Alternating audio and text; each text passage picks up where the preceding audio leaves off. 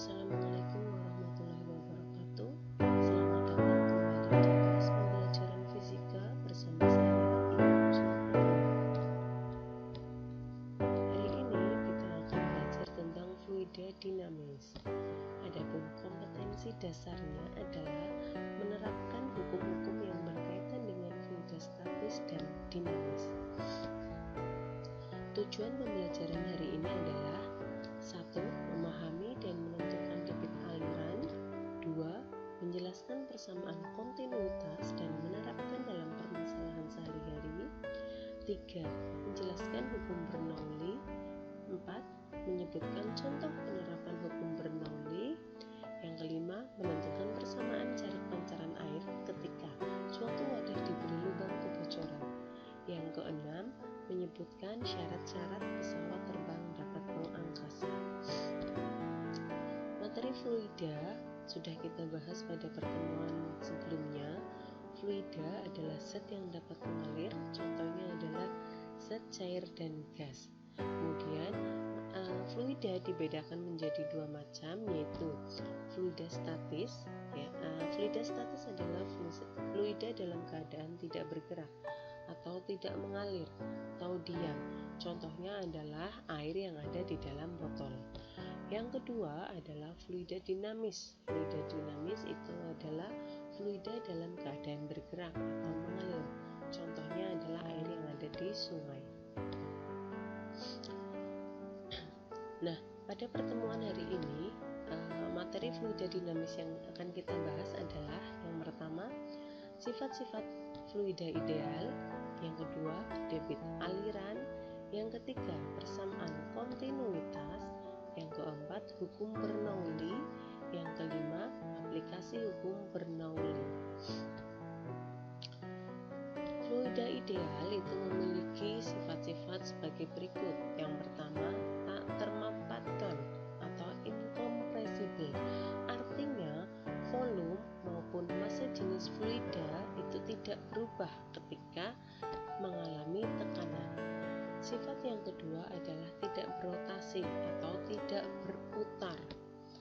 Yang ketiga, alirannya itu tunak, jadi kecepatan fluida pada tiap titik itu tidak berubah-ubah dari waktu ke waktu. Yang keempat, tidak mengalami hambatan ketika bergerak atau viskositasnya nol. Artinya fluida bergerak lebih lancar karena tidak ada hambatan. Debit aliran adalah banyaknya fluida yang mengalir persatuan waktu.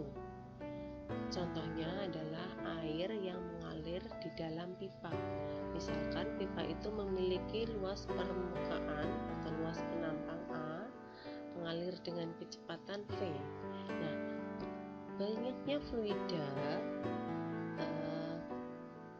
yang mengalir dalam pipa tersebut dapat kita tuliskan sebagai Q sama dengan V per T atau Q sama dengan A kali V, dengan Q adalah debit aliran, satuannya meter kubik per sekon, kemudian A adalah luas penampang pipa, satuannya meter persegi, V kecil itu adalah kecepatan aliran, satuannya meter per sekon, V besar itu adalah simbol untuk volume, satuannya meter kubik, dan T adalah simbol dari waktu, satuannya S. Contoh soal. Agus mengisi ember yang memiliki kapasitas 20 liter dengan air dari sebuah keran seperti gambar berikut. Jika luas penampang keran dengan diameter D2 adalah 2 cm persegi dan kecepatan aliran air di keran adalah 10 meter per sekon, tentukan A. Debit air, B. Waktu yang diperlukan untuk mengisi ember.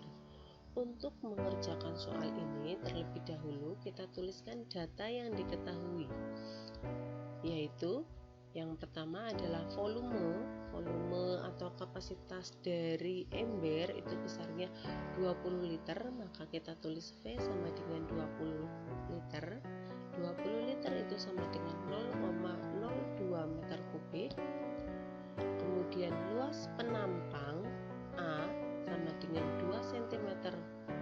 persegi, 2 cm persegi itu sama dengan 0,0002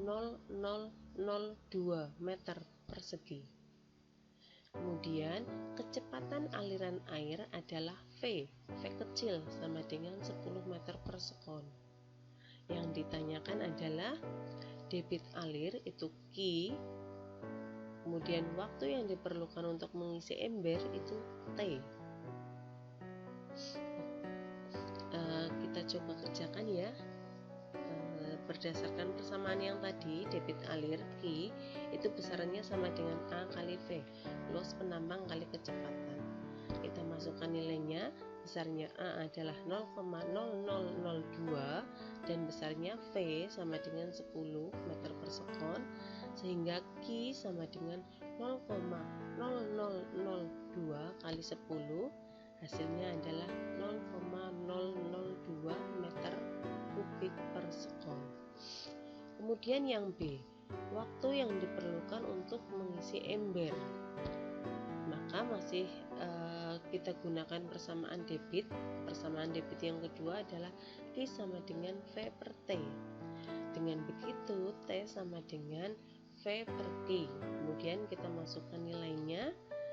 Nilai volumenya adalah 0,02 dibagi Q adalah 0,002, maka waktu yang dibutuhkan untuk mengisi ember adalah 10 sekon. Selanjutnya persamaan kontinuitas. Persamaan kontinuitas itu sering disebut juga sebagai hukum kekekalan debit, yaitu fluida yang masuk ke dalam suatu penampang akan keluar dari ujung penampang lain dengan debit yang sama besar. Nah, misalkan ini ya, ada sebuah pipa dengan diameter yang berbeda atau luas penampang yang berbeda. Ketika berada pada luas penampang yang besar, kita beri nama simbol A1, kecepatan alirnya adalah V1. Kemudian fluida ini mengalir ke luas penampang yang berbeda atau kita beri nama luas A2 dengan kecepatan V2. Nah, sesuai dengan hukum kekekalan debit, bahwa debit yang mengalir pada luas penampang besar ini sama dengan debit yang mengalir pada luas penampang kecil. Sehingga secara matematis dapat kita tuliskan debit yang mengalir pada penampang besar itu berarti A1 kali V1, sedangkan debit aliran yang mengalir pada pipa kecil itu A2 kali V2. Sehingga dapat kita tuliskan persamaan kontinuitasnya yaitu A1 kali V1 sama dengan A2 kali V2. Dengan simbol A1 adalah penampang besar, satuannya meter persegi. A2 itu adalah luas penampang kecil, simbolnya satuannya adalah meter persegi. Kemudian V1 adalah kecepatan aliran di penampang besar, satuannya meter per sekon. Sedangkan V2 adalah kecepatan aliran di penampang yang kecil, satuannya meter per sekon. Contoh soal. Pipa saluran air bawah tanah memiliki bentuk seperti gambar berikut. Jika luas penampang pipa besar adalah 5 meter persegi, luas penampang pipa kecil adalah 2 meter persegi, dan kecepatan aliran air pada pipa besar adalah 15 meter per sekon, tentukan kecepatan air saat mengalir pada pipa kecil. Seperti biasa kita tulis dulu data yang diketahui. Luas penampang besar A1 itu besarnya 5 meter persegi. Kemudian luas penampang pipa kecil A2 besarnya 2 meter persegi. Dan kecepatan aliran pada pipa besar kita beri simbol V1 sama dengan 15 meter per sekon. Nah, yang ditanyakan adalah kecepatan air saat mengalir pada pipa kecil yaitu V2. Kita gunakan persamaan kontinuitas untuk menyelesaikan soal ini. Persamaan kontinuitasnya tadi sudah kita bahas, yaitu A1 kali V1 sama dengan A2 kali V2. Kemudian kita masukkan nilai-nilainya.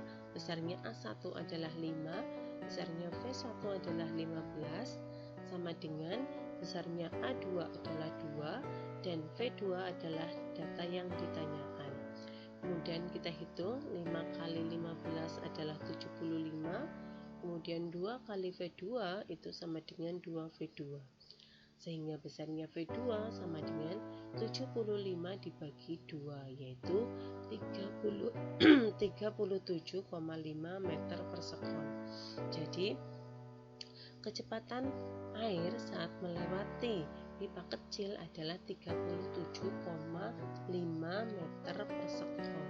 Jadi ketika airnya mengalir melewati pipa dengan luas penampang lebih kecil, maka kecepatan alirannya itu lebih besar. Materi berikutnya adalah hukum Bernoulli. Menurut Bernoulli, jumlah dari tekanan, energi kinetik per volume, dan energi potensial per volume memiliki nilai yang sama pada tiap titik di sepanjang suatu garis lurus. Misalkan ada fluida yang bergerak dengan kecepatan V1 dari ketinggian H1, kemudian bergerak sampai pada ketinggian H2 dengan kecepatan V2. Secara matematis dapat kita tuliskan persamaan Bernoulli-nya, yaitu P1 ditambah rho GH1 ditambah setengah rho kali V1 kuadrat sama dengan P2 ditambah rho GH2 ditambah setengah rho V2 kuadrat. Persamaan ini disebut dengan persamaan Bernoulli. Nah, jadi menurut Bernoulli, dari persamaan itu dapat dibuktikan bahwa semakin besar kecepatan fluida, semakin kecil tekanannya. Dan begitu juga sebaliknya, semakin kecil kecepatan fluida, semakin besar tekanannya. Aplikasi Bernoulli dalam kehidupan sehari-hari yang pertama adalah pada tangki berlubang atau Torricelli. Kemudian yang kedua adalah gaya angkat pesawat terbang. Yang ketiga, alat penyemprot, baik penyemprot parfum maupun penyemprot serangga. Kemudian karburator, venturimeter, dan tabung pitot. Nah, yang akan kita bahas hanya tangki berlubang dan gaya angkat pesawat terbang. Misalkan ada sebuah tangki yang berisi fluida, kemudian pada dinding tangki ini ada lubang atau bocor, sehingga fluida akan memancar keluar. Nah, jika kedalaman air sampai dengan kebocoran pipa adalah H1, kemudian dari lubang bocornya pipa sampai ke dasar itu H2, maka kecepatan keluarnya air dari tangki yang bocor ini adalah V sama dengan 2 kali G kali H1. H1 itu adalah kedalaman dari permukaan sampai dengan letak bocornya tangki. Sedangkan jarak jatuhnya air dihitung dari tangki itu besarnya adalah V sama dengan 2 kali akar H1 kali H2. Contoh soal, tangki air dengan lubang kebocoran diperlihatkan seperti pada gambar berikut. Jika lubang ke tangki adalah 10 meter dan jarak lubang ke permukaan air adalah 3,2 meter, tentukan A. Kecepatan keluarnya air, B. Jarak mendarat terjauh yang dicapai air. Nah, seperti biasa kita tulis dulu data-data yang diketahui, yaitu H1 itu adalah jarak lubang ke letak bocornya pipa, yaitu 3,2 meter.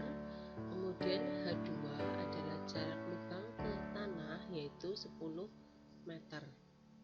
Yang ditanyakan adalah kecepatan keluarnya air, itu V.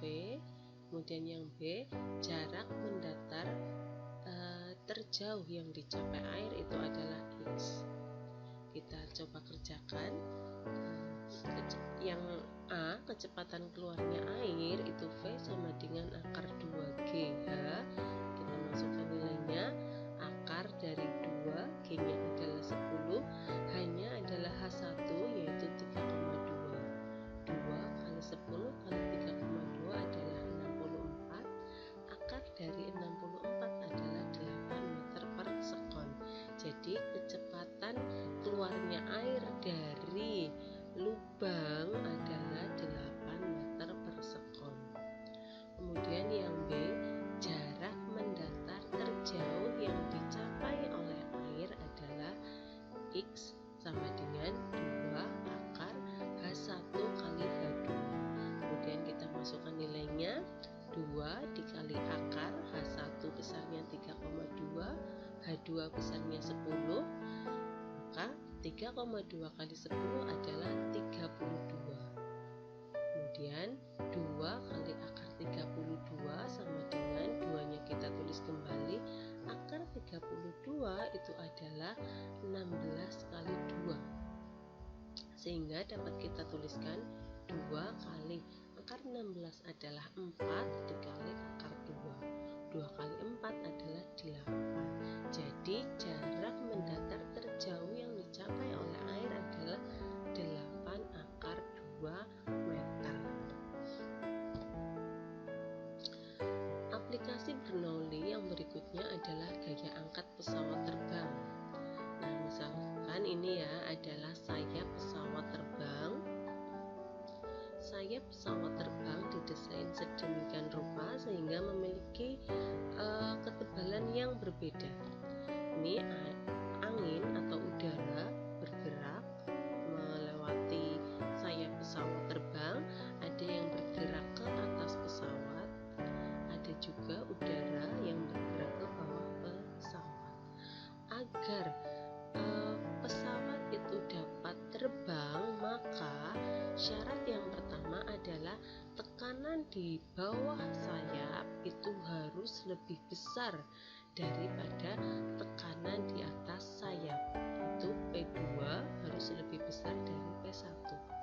Syarat yang kedua adalah kecepatan di atas sayap itu harus lebih besar daripada kecepatan udara di bawah sayap pesawat terbang. Demikian pembahasan materi fluida dinamis pada pertemuan